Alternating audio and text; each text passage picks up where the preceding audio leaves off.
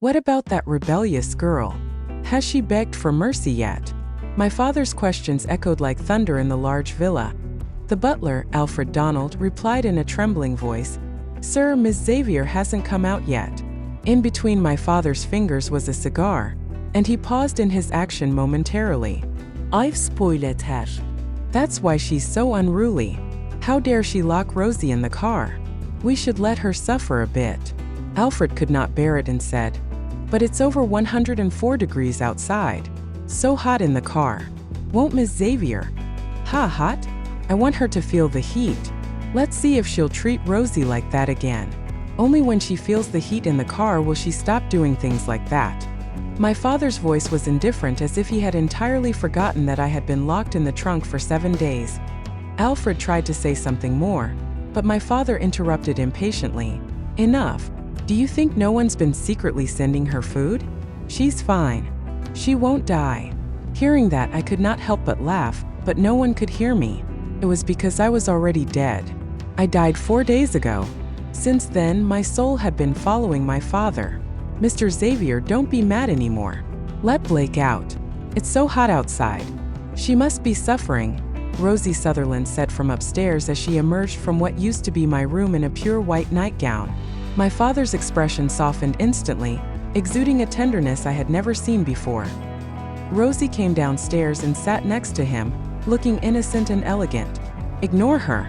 You're just too kind. She locked you in the car and caused you to faint from heat stroke. She deserves some punishment." My father's eyes were icy, as if he were talking about an enemy when he mentioned me. But why? Was I not his daughter? Alfred went into the villa's kitchen while muttering quietly to himself. Instead of caring for his own daughter, he dotes on someone else's. "Mr. Xavier, you're so kind. If only you were my real father." Rosie sobbed slightly as she leaned on my father's shoulder. My father replied, "Silly girl, I'll be your father if you're willing. Rosie, you're a grown-up. Why are you still acting like a spoiled child?" a woman said as she appeared. It was Queenie Sutherland, the love of my father's life. Before she showed up, I thought that my mother was the woman my father loved most. However, everything changed after my mother left Tio this day. I felt somewhat grateful that my mother passed away due to illness and did not get to see the heartless side of the man she spent her whole life loving. I figured I would see her soon. Even if I got another chance at life, I would never want to be my father's daughter again. "Richard, a small punishment is enough. Blake is still your daughter," Queenie said. The mother and daughter echoed each other, doing everything to appear kind. However, they would not have watched me get locked in that trunk for 7 whole days and nights if they were truly kind. What was even more ironic was that the car was a birthday gift from my father. Now, it had become my final resting place. 20 years ago, Queenie broke up with my father and immediately married a wealthy and powerful man per her family's arrangement. Times changed, and the wealthy man lost his fortune. Meanwhile, my father, who had been poor, married my mom and managed to turn his life around. Becoming wealthy. It was a dramatic turn of events. My mom eventually passed away, and Queenie got divorced. These two were good news to my father. Just like that, Queenie and my father got back together.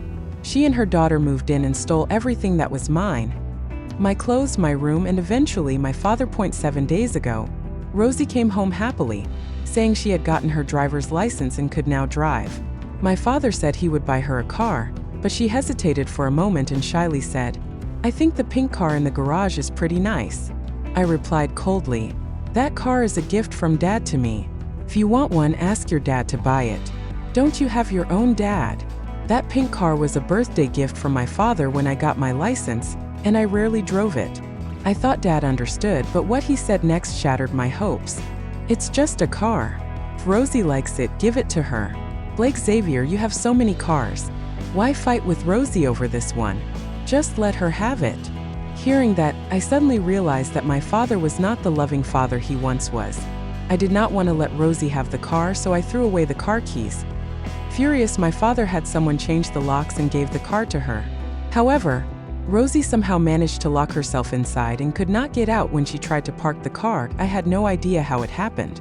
However, it was the height of summer, when the temperature reached 104 degrees. Without air conditioning, the car quickly turned into an oven. Before she passed out, Rosie took out her phone and chose to call my father first. "Mr. Xavier, I'm so scared. So hot in here. My only regret is not being able to be your legal daughter." The other end of the line soon went silent. My father rushed out of his office like he had lost his mind. He used the car's GPS to find Rosie and rescue her. Fortunately, she only suffered a heat stroke and was all right. However, when Rosie woke up, her first words were, "It's all my fault. I shouldn't have stolen Blake's car. Mr. Xavier, please don't blame her." Just like that, my father assumed that I had locked Rosie in the car and lost his temper without conducting an investigation. I had no idea what was going on at the time. My father just suddenly kicked down my door and barged in.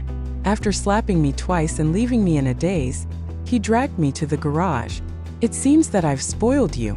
You're even capable of murder now."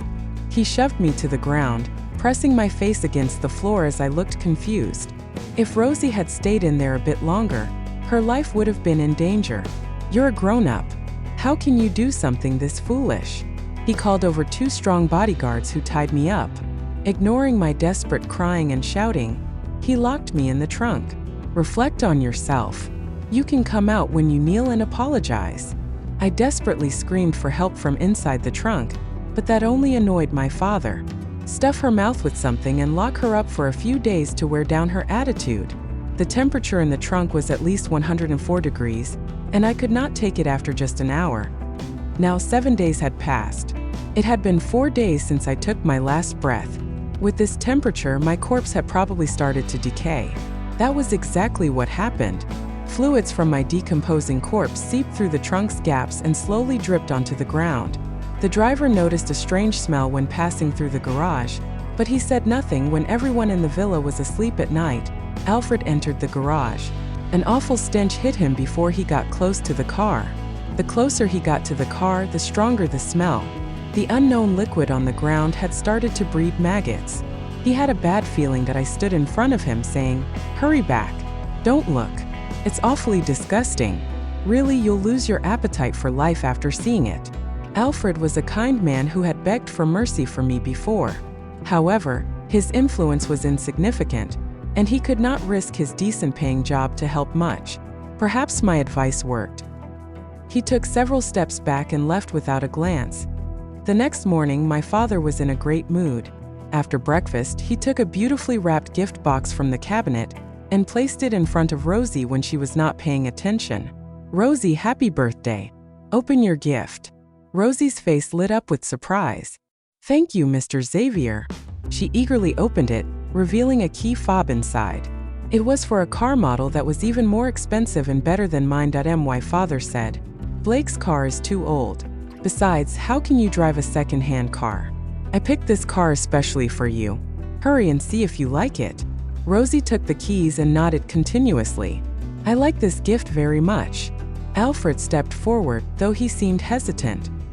He finally said the words, "Sir, isn't it time to let Miss Xavier out?" My father frowned in dissatisfaction. "Alfred, you have a lot to say today." "Sir, today is already the 8th day. So hot in the car. No one can possibly withstand it that long." Alfred had already figured out the truth from the smell yesterday. He had to be struggling inside, knowing that there was a rotting corpse just a few hundred yards away. Just thinking about it was nauseating. "Yeah, Mr. Xavier. Blake must have reflected on her mistakes by now. Let her out." Hearing Rosie's words, my father's gaze softened again. "All right, I'll spare her. When she's out, I'll terminate her credit card and make her get a job to earn her own living. I won't allow my daughter to be so vicious." Ridiculous. It was ridiculous. Everything he owned now was given by my mother. Excluding his identity as my father, he was nothing more than a fickle social climber. Now he had another identity, a murderer. Alfred immediately led people into the garage after getting the order. After a few nights of decomposition, the stench of my corpse grew stronger, making the entire garage unbearably putrid. Everyone covered their noses, and some even threw up. "What is that smell? It's unbearable. Oh my God! Who shat in here?" My father, Queenie, and Rosie were walking at the back. They also frowned at the stench.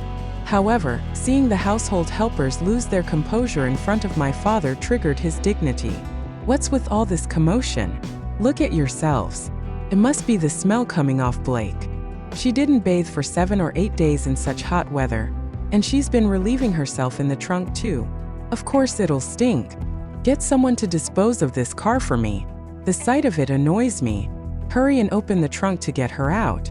Otherwise, I'll fire you," my father yelled.